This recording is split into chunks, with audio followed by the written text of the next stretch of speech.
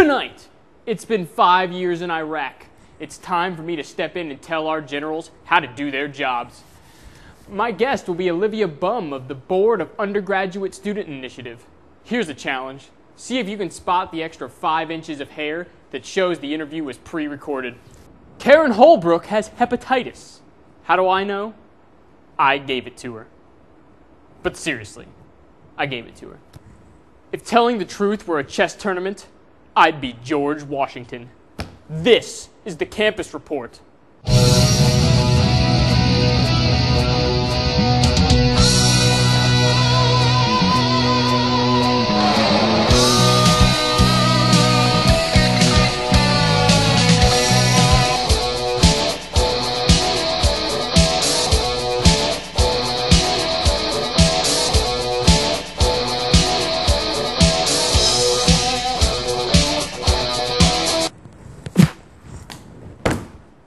Oh, welcome back, campus. Spring break is over. And now, I have to re-relegate playing Drunken Guitar Hero to just my dorm room. I know you're all excited to hear about what hell I raised over spring break. Well, the highlight of my break was watching Horton Hears a Who on a date. Now, before you go calling me a big old lame-o, that was a good movie. And we snuck in outside drinks.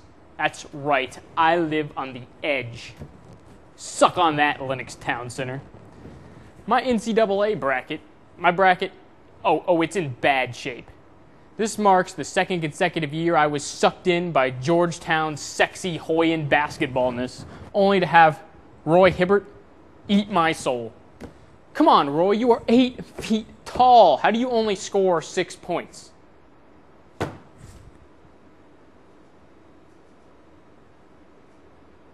But campus, terrible news on the election front. I was perusing the New York Times website looking for the comics when all of a sudden, McCain leads Democrats in both polls. Oh, McCain now leads Obama 44% to 42% and Clinton 46% to 40%. This is a disaster, campus. Evidently, when I said this, the winner of this little exercise and the man you should vote for if you know nothing about politics, John McCain. Apparently by saying that, I inadvertently gave John McCain the Campus Report bump. Now, I am a registered Republican, and John McCain scares the crap out of me. I cannot shake the suspicion that he intends to annex the Middle East for the United States and use it as a breeding ground for intense cockfighting. Seriously, slap a mustache on McCain. Doesn't he bear a striking resemblance to Sanderson Buckley, the champion Brazilian cockfighting trainer? However, this show is not ruining the entire political spectrum of the United States. If you will remember, our first guest was Miss Ohio Roberta Camp, and as this picture clearly indicates, she is currently the frontrunner to be Barack Obama's running mate.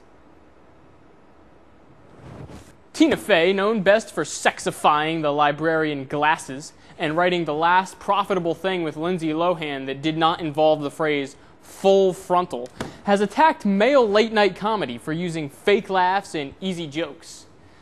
Suppose she is bitter from having all of her Saturday Night Live sketches ruined by Jimmy Fallon.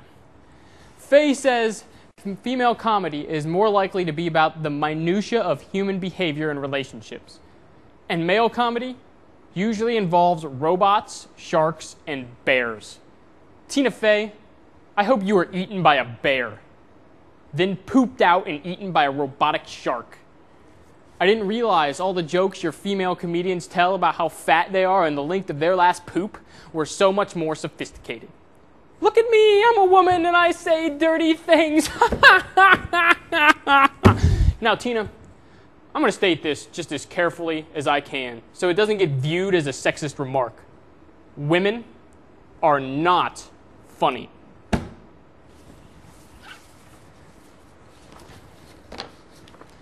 Due to monetary concerns, this summer edition of The Lantern will not see the printing presses.